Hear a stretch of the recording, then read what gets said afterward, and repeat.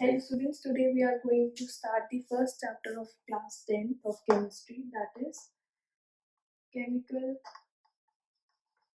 reactions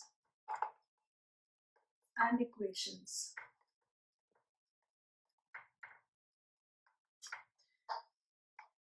तो पहले ये देखने के लिए कि what is chemical reaction, it is very much important कि आपको पहले ये पता हो कि चेंजेस क्या होते हैं.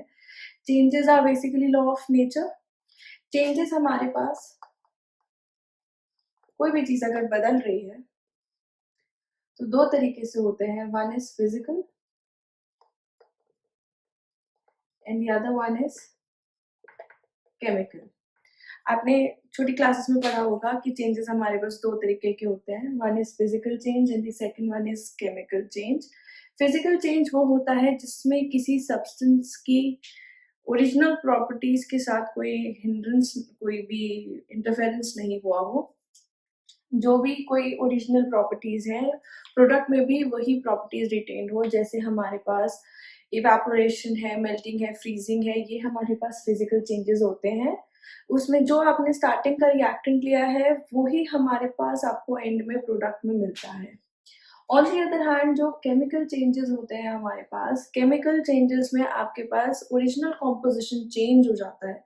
अगर मान लीजिए हम अगर फूड कुक कर रहे हैं तो जैसा स्टार्टिंग में हम रॉ फूड लेते हैं और कुक फूड होता है, उनके केमिकल कॉम्पोजिशंस आर डिफरेंट. तो जो हमारे पास केमिकल चेंजेस होते हैं they are basically irreversible changes and physical changes are reversible changes.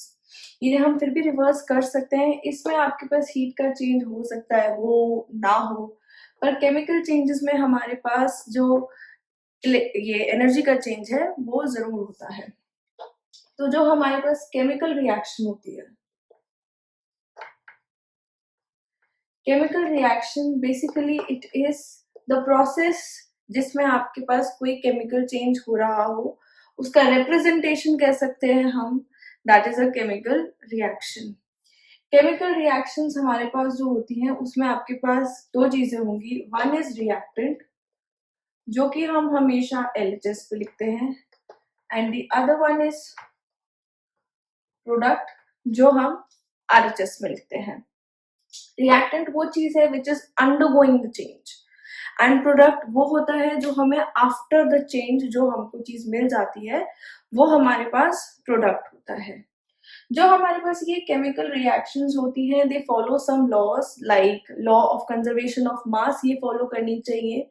इसमें आपके पास या तो हीट इवॉल्व होगी या हीट एब्जॉर्ब होगी.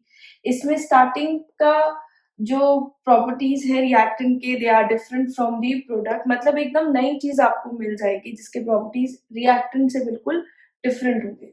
मेन बात, chemical reaction follows law of conservation of मास. मतलब जैसे अगर मान लीजिए अगर आप रिएक्टेंट 2 ग्राम लेकर के चल रहे हैं तो अगर वो पूरा कन्वर्ट हो गया है तो प्रोडक्ट भी हमें 2 ग्राम मिलना चाहिए. ऐसे नहीं होगा कि 1.5 ग्राम मिल गया या 3 ग्राम मिल गया, because mass can neither be created nor be destroyed. इसीलिए जो केमिकल रिएक्शंस होती है हमारे पास they follow the law of conservation of mass. अब ये केमिकल रिएक्शंस को रिप्रेजेंट करने के, कोई भी केमिकल रिएक्शन अगर हमारे पास हो रही है तो उसको रिप्रेजेंट करने के हमारे पास दो तरीके होते हैं. एक होता है हमारे पास वर्ड रिप्रेजेंटेशन और एक होता है हमारे पास सिंबल रिप्रेजेंटेशन. तो next we are writing representation of chemical reactions, that is basically a chemical equation. पहला है हमारे पास वर्ड रिप्रेजेंटेशन. वर्ड रिप्रेजेंटेशन में हमारे पास क्या होता है, we are just using the words कि अगर मेरे पास रिएक्टेंट मान लीजिए, अगर if I have like hydrogen तो मैं उसे पूरा लिखूं हाइड्रोजन, और इसे अगर मैं ऑक्सीजन के साथ मिक्स कर रही हूँ तो पूरा लिखूं ऑक्सीजन, और ये मुझे प्रोडक्ट में क्या दे रहा है, water. This is the word equation It is the word equation of this chemical reaction. Hydrogen and oxygen combine to give water. दूसरा रिप्रेजेंटेशन मेरे पास होता सिंबल फॉर्म में, जैसे फॉर एग्जाम्पल अब हाइड्रोजन का सिंबल हमें पता है H होता है, और हाइड्रोजन आपने पढ़ा होगा 9th क्लास में एक डायटोमिक गैस है, तो इसके लिए हम लगाएंगे H2 प्लस ऑक्सीजन 2। ये हमारे पास क्योंकि ये भी एक डायटोमिक गैस है तो ये हमको क्या दे रहा है, वाटर H2O। फिलहाल मैं इसको बैलेंस कर लेती हूँ।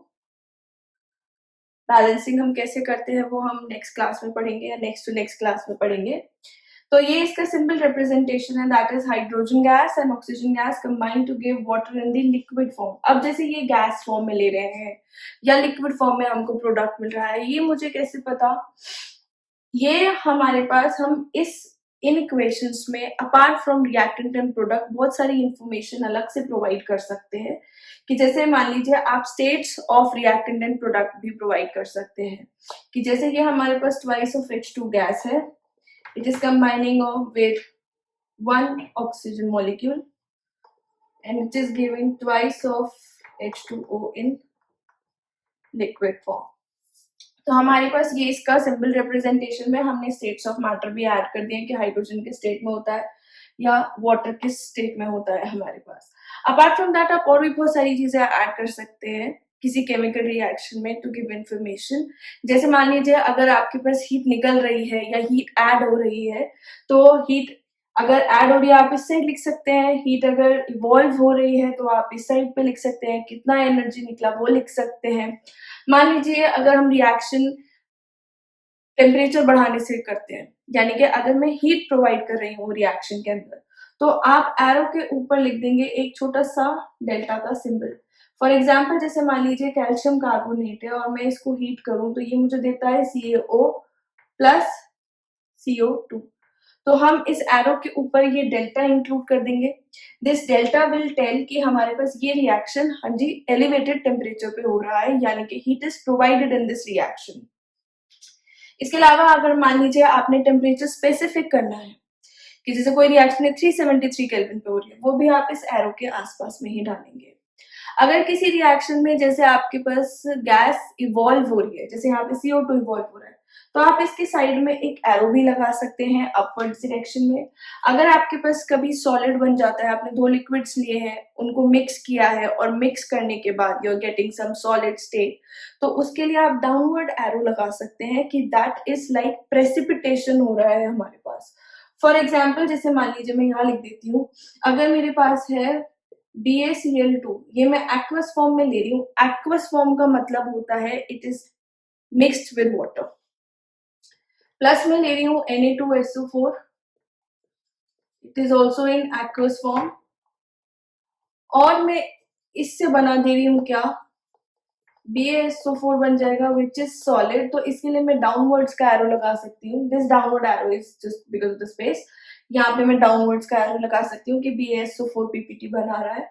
प्लस मेरे पास क्या बन जा रहा है इससे, NaCl which is a water soluble salt, तो वो एक्वस फॉर्म में ही रहेगा।